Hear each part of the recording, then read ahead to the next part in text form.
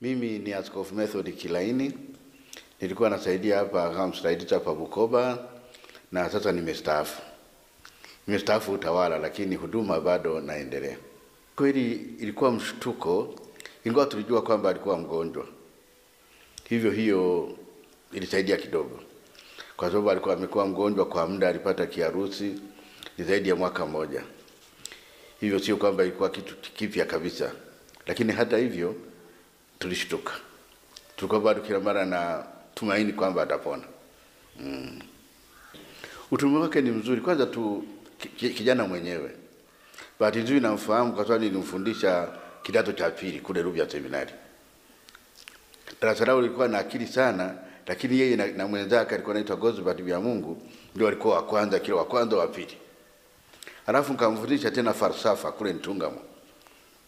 Nikamfundisha historia ya kanisa.